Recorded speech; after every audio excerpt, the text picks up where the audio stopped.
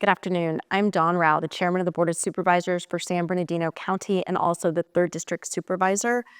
And I have asked our Fire Chief, Dan Munsey, to join us today in light of all the horrific fires in the county of Los Angeles. And we wanted to offer our condolences to the residents and businesses there, to the first responders.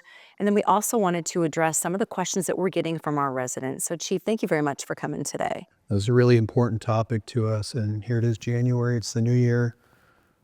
We're not supposed to have this kind of fire behavior, but now we know that this is kind of the reality and what's affecting LA County and LA City, Ventura. It's just very impactful to us all.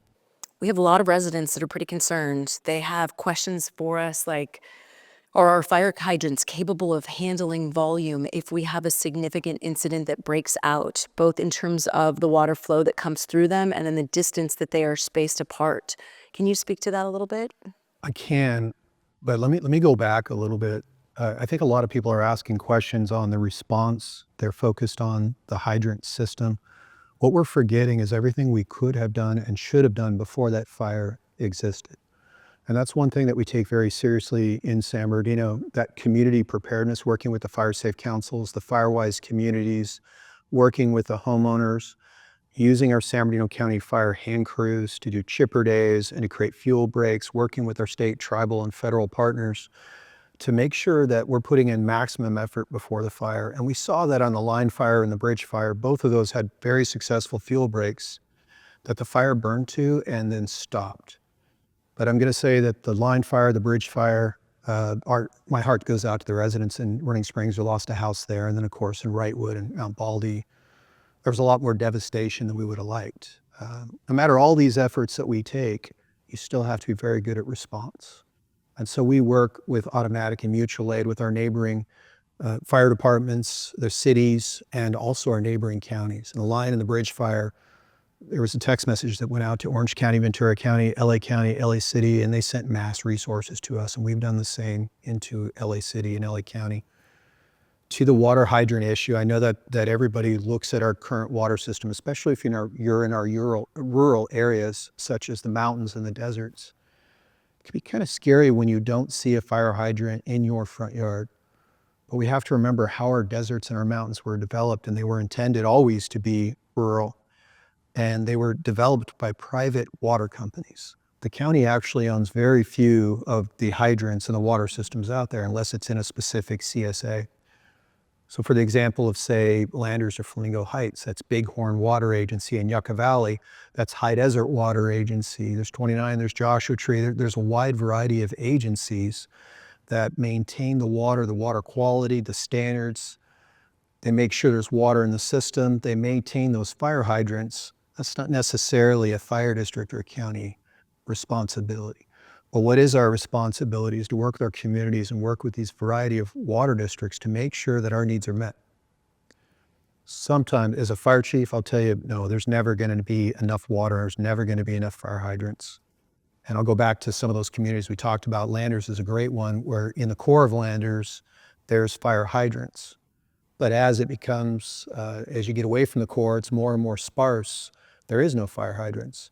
And we know, being involved in government, and as you know, I was elected to the local water district for about 11 years. It would take millions and billions of dollars to put the hydrants in the ground. Who's going to pay for it? That's the hard thing. So what we do in these partnerships with our communities and other fire districts and departments is we design our responses based on what we call an ERF, an emergency response force. And we look at what are the possible needs. I don't think the public understands that we're constantly evaluating the wildland-urban interface. Some days, if there's snow on the ground, we're going to have very low response. We're only going to send maybe one engine to go check it out. The fire's not going to go anywhere. But on high hazard days, like we see today, where there's a Santa Ana winds is blowing, it's already very dry, we've had a grass cop, we send a much larger response. And part of that response will include water tenders. Now, water tenders are large fire vehicles that carry, in County Fire's case, 2,500 or more gallons of water. So in our response plan, if we have a fire that's outside of where the hydrants are, we're sending water tenders with that response. And of course, we're working with Sheriff Aviation and other a thing that the public doesn't understand is that in San Bernardino, we actually have more water dropping helicopters than the surrounding counties. The sheriff has 9 helicopters that have the capability to drop water. Can County Fire use those helicopters? Anytime we want, Sheriff Dykes and I have a great relationship. We're constantly communicating on that. And we're looking at the fire season, the fire days, and we're working on better staffing those helicopters to make sure that they're immediately available. So our response plans are really good. Partnering with the communities, cutting those fuel breaks. But I want to talk about one thing specific to the public is that I need you to prepare your property.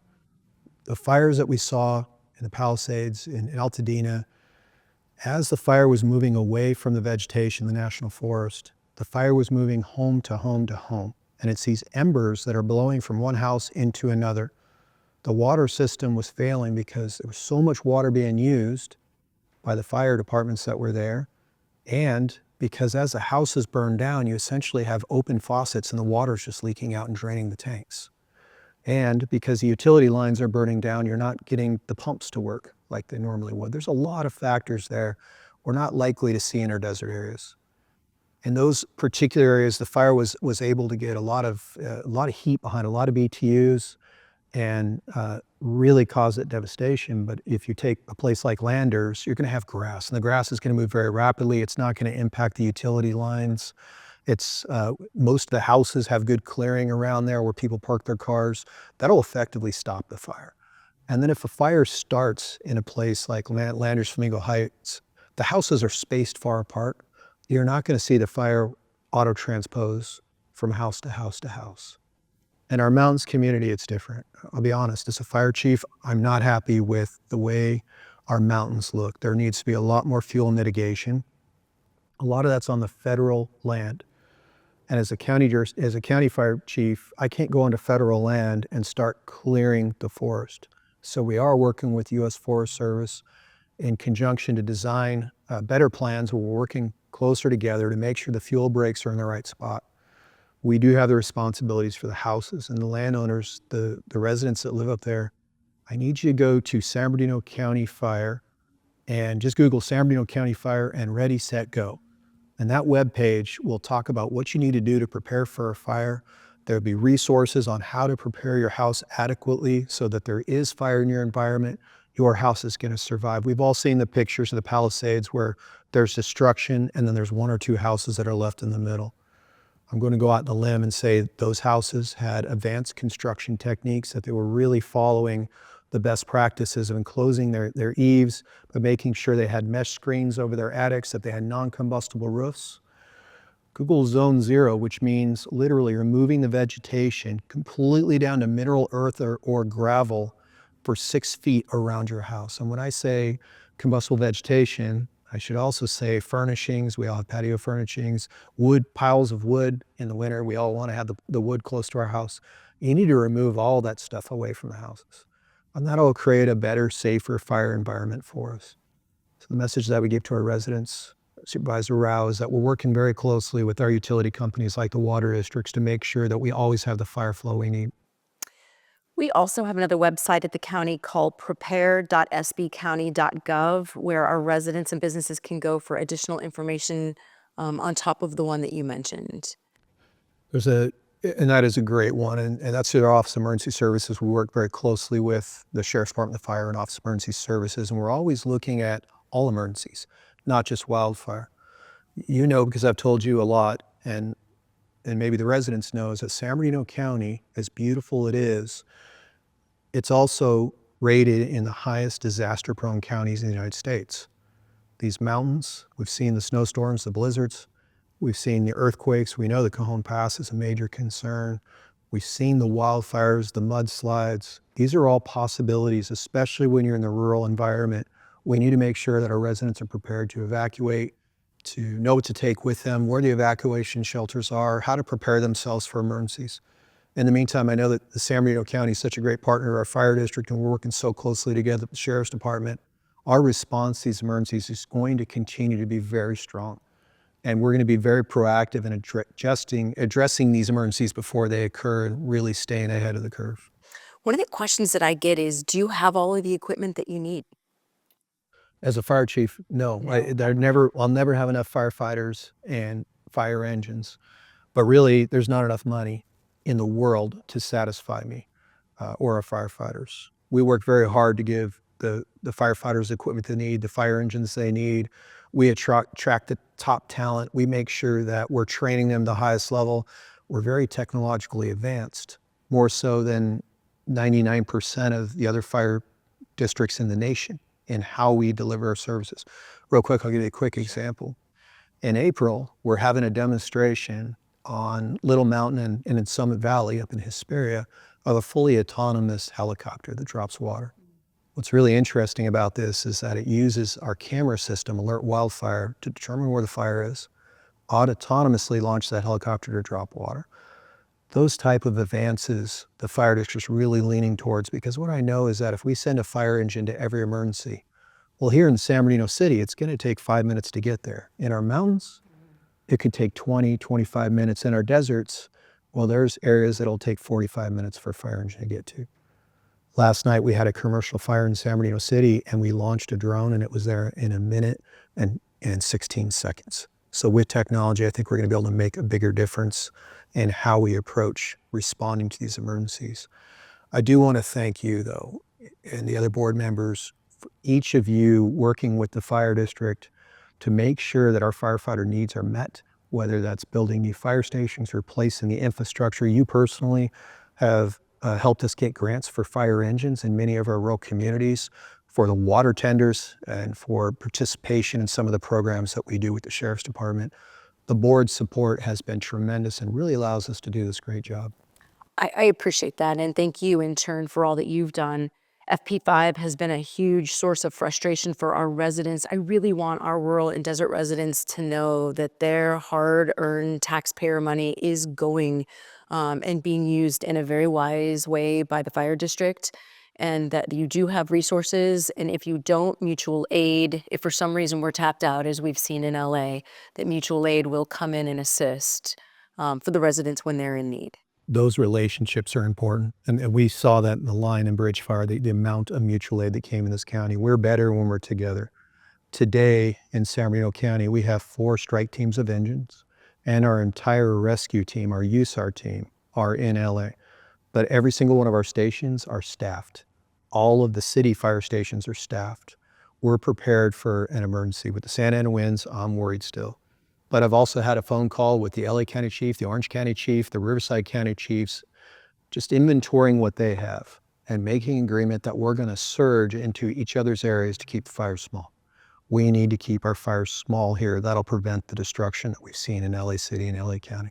Well, I do think that we realized that in the line and the bridge fires. I've had so many people tell me that that should have been much more devastating than it was, and that's a testament to your leadership, the men and women in the fire district and their efforts, and then the relationships that you've built with the other cooperators that have responded to help us.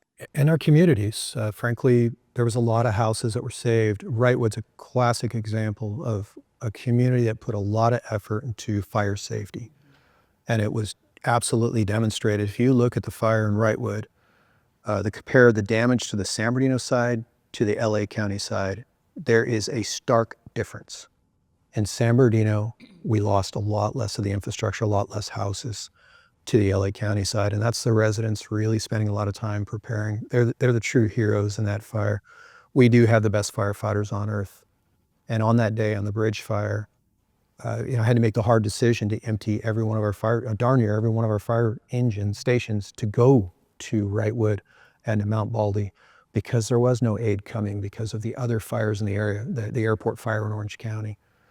But it was those relationships with the cities around us, with just a quick text message, can you come backfill our area? And they sent resources to cover our stations that allowed our firefighters to do a great job. And our federal partners, 29 Palms, backfilled some of those stations, Marine Base. DOD, NCLB, and Fort Irwin, 29 Palms, China Lake. We have a lot of military institutions, and they've been tremendous partners, especially out in the 15 and 40 corridors. Everybody's driven to Vegas, and I don't think people realize how far apart the fire stations are. And without their support, them willing to leave the base to come to the freeway, we would just really have a hard time getting any kind of resources out there. So we're tremendously grateful for those partners. I want to close by asking our residents, in addition to hardening your homes and clearing that space that the chief talked about, is the main thing that you can do is when we issue an evacuation warning to really start thinking about the valuables, the pets, the things that are those cherished keepsakes that when you need to go and have ready to go. And then also when that order comes to please leave, there's nothing more valuable than the lives of our fire providers, our cooperators that put their lives on the line to save your personal lives and your homes. And it's so much easier to do when the evacuation areas are clear. So I know a lot of us, we've seen it in the LA fires where people thought that they could, wet their roofs and stay back. And we're still discovering, the poor remains of those folks. And just really to heed the warnings, and especially when they go to an order, there's just nothing more important. So please leave when they are issued. And Chief, I want to thank you for your time. Thanks for making me feel better about what we're doing here for the fire district and our residents. And you know that if you need anything for the men and women that are in the district, that we're here to make sure that it's provided to the residents so that you can serve them better. So thank you. I really feel that San Bernardino is making a difference. We do things differently. And our partnership with the county government as a special district with our other area fire departments, with the military bases, with the surrounding counties is truly different than the way others act. It's clear that this board has supported our fire district, and it's clear that the fire district is supporting our other smaller agencies around us because we are better together. So thank you again for your support and your leadership. Congratulations on being reelected as the chair of the board. Thank you very much. And to all of our residents, if you have additional questions, any concerns that my office or I can help with anytime, please feel free to reach out. Thank you and stay safe. Stay safe.